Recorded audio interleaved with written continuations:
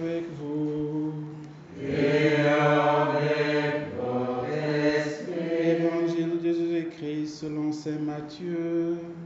Gloire à toi, Seigneur.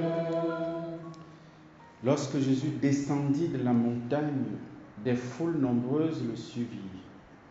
Et voici qu'un lépreux s'approcha, se prosterna devant lui et dit : Seigneur, si tu le veux, tu peux me purifier. Jésus étendit la main, le toucha et lui dit : Je le veux, sois purifié. Et aussitôt il fut purifié de sa lèpre. Jésus lui dit : Attention, ne dis rien à personne, mais va te montrer au prêtre et donne l'offrande que Moïse a prescrite. Ce sera pour toi, ce sera pour les gens un témoignage. Acclamons la parole de Dieu. Acclamez Dieu au son des trompettes. Acclamez Dieu au son des cymbales. Et contentement par le même. Acclamez le Seigneur. Allez, alléluia. Allez, alléluia. Allez, alléluia. Alléluia. Amen.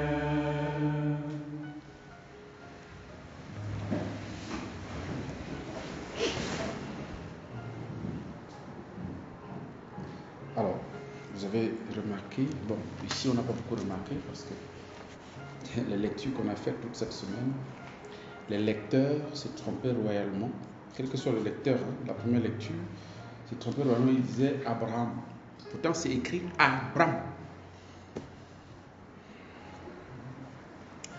Donc, c'est ce qui fait qu'on n'a pas vu la différence entre les lectures qu'on a entendues jusqu'aujourd'hui et celles d'aujourd'hui. Aujourd'hui c'est Abraham. Avant c'est Abraham. Il faut lire ce que vous voyez. Parce que là, bon, je ne sais plus quoi dire. Parce que normalement, je voulais jouer dessus pour faire comprendre qu'il y a changement de nom ici. Hein? Bon, il ne faut pas lire ce que vous avez dans la tête. Il faut lire ce que vous voyez. C'est important. Ça me rappelle une photo que j'ai envoyée. Je ne sais pas si tu as envoyé, mais j'ai envoyé en tout cas. Le professeur a écrit, en fait, le professeur, le maître, il a écrit sur le tableau, le maître est beau. Et il demande à l'élève de lire ce qui est écrit. L'élève dit que, bon, il dit qu'il est chrétien. Et que, il ne peut pas mentir. Donc, autrement dit, il ne veut pas, en fait, s'il lit que le maître est beau, pour lui, c'est contradictoire avec ce qu'il voit. Donc, il dit qu'il est chrétien et il ne sait pas mentir. Donc, alors qu'on ne lui demande pas de dire la vérité ou de dire le mensonge, on dit lis. On ne t'a pas demandé de faire une analyse de texte ou bien de faire un lien avec le maître. Lis ce qui est écrit au tableau. Bon, voilà, donc c'est pour dire, lisons parfois ce qui est écrit sur le texte. Laissons, nous savons que c'est Abraham. Mais quand c'est dans le texte écrit Abraham, il y a, voilà, les auteurs n'ont pas écrit ça pour faire plaisir. Non, il y a bien un Abraham qui est devenu Abraham. Il faut savoir pourquoi il y a ce changement. Donc si on lit Abraham alors que c'est Abraham, on n'a plus rien à dire.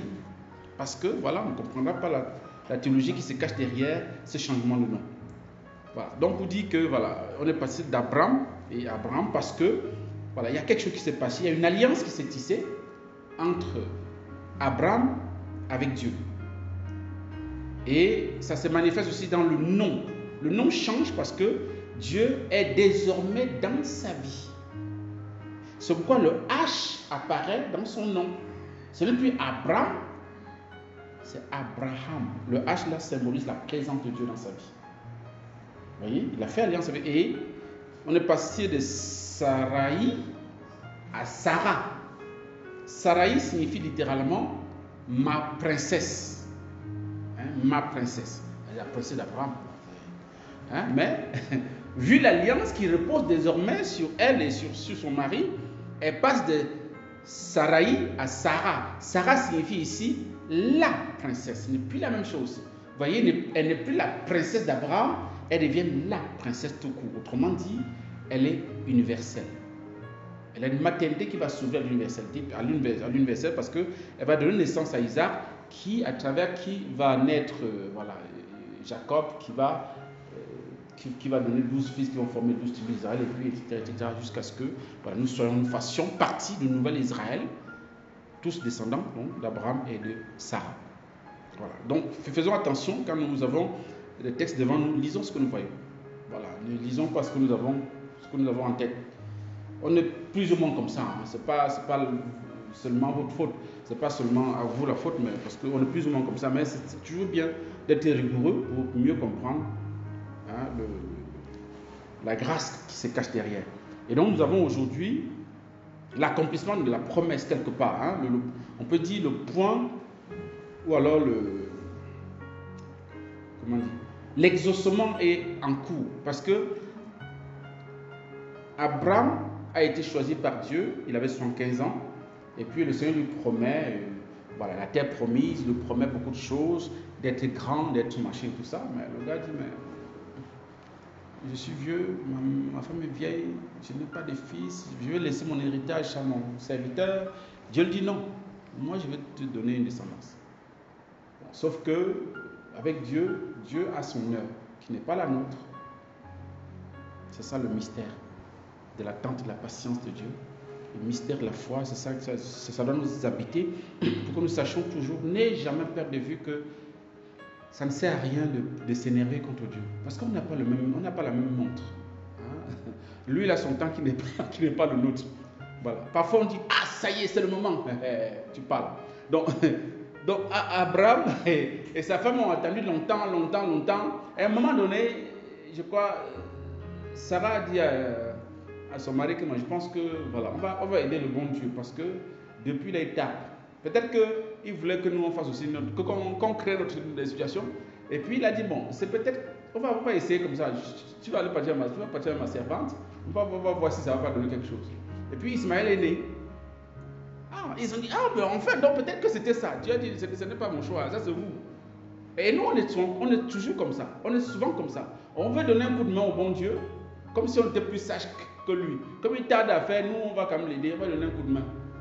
Hein? Et là, le coup de main, c'était pas ça. C'était pas ça. Quand l'heure de Dieu est arrivée, et peut-être même que le fait que Abraham soit parti avec sa servante, avec la servante de Sarah, a retardé l'accomplissement du plan de Dieu. Et parfois, ça nous arrive. Parce que nous voulons les raccourcis, et puis nous retardons la bénédiction de Dieu sur notre vie. Parce que nous ne savons pas attendre. Il faut quand même savoir que donc, Abraham, au départ, avec son 15 ans là, il a 100 ans. 25 ans plus tard que la promesse arrive. Wow. Une génération, hein.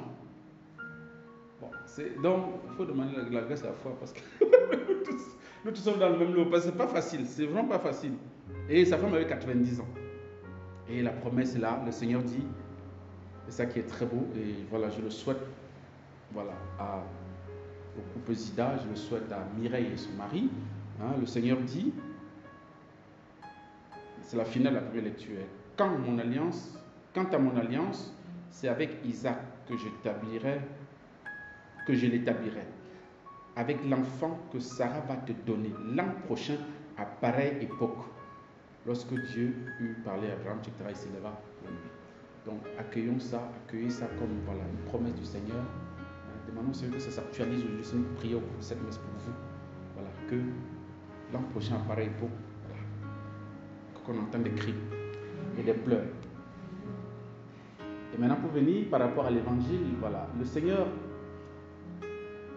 ici parle, en fait c'est pas le Seigneur, c'est un lépreux qui vient à la rencontre du Seigneur. Vous savez que les lépreux à l'époque juive, à l'époque de Jésus, ne vivaient en aparté. Même aujourd'hui c'est pareil, on ne sait pas si ça existe encore la lèpre.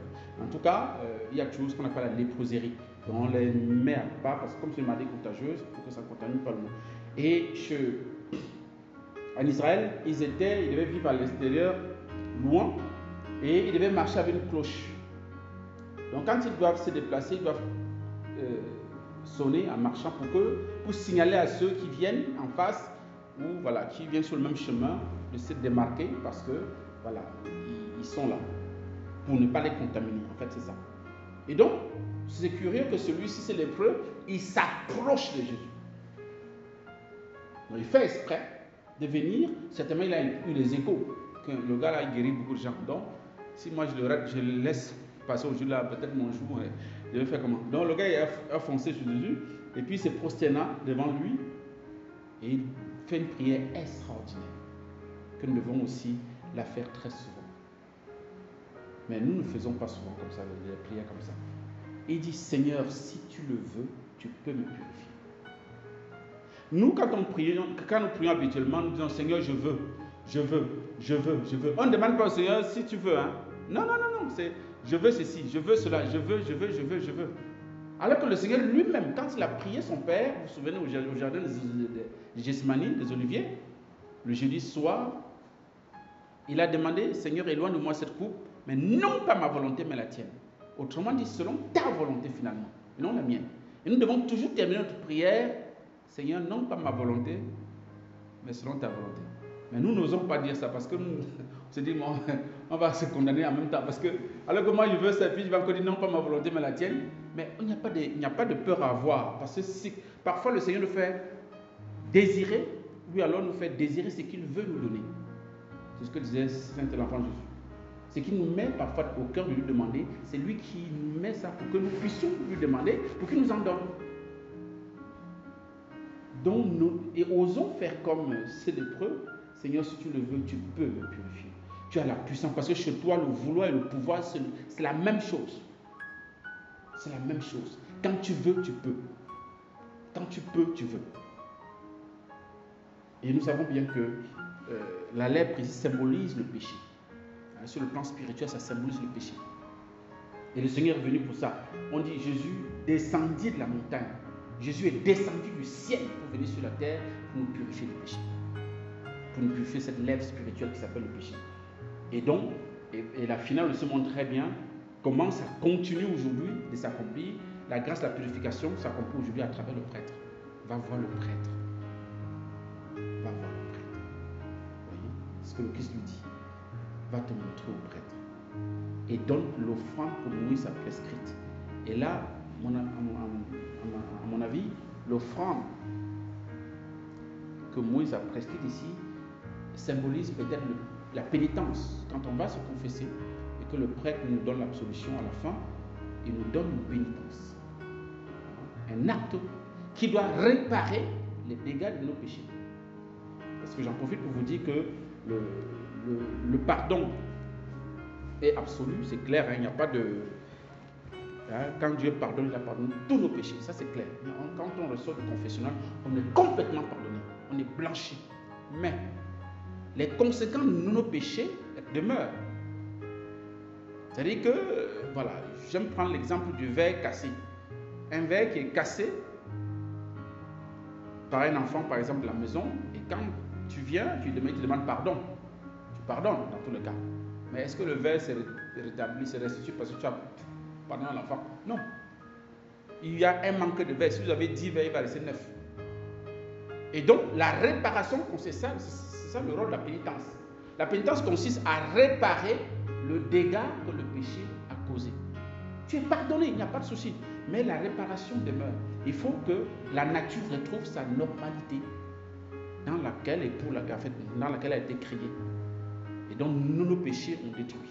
Donc, la pénitence et les indulgences que l'Église donne, plénière et partielle, participent à la réparation de nos péchés, en fait, des dégâts dus à nos péchés. Donc, demandons au Seigneur que le Seigneur nous donne aussi, au cours de cette Eucharistie, de gagner des indulgences, voilà, pour réparer les dégâts que nos péchés ont provoqués, n'est-ce pas, dans la vie naturelle et surnaturelle, et aussi pour la délivrance des âmes purgatoires, parce qu'on peut obtenir des indulgences plénières pour nous et pour les âmes purgatoires. Voilà. Que le Seigneur nous écoute et nous exauce.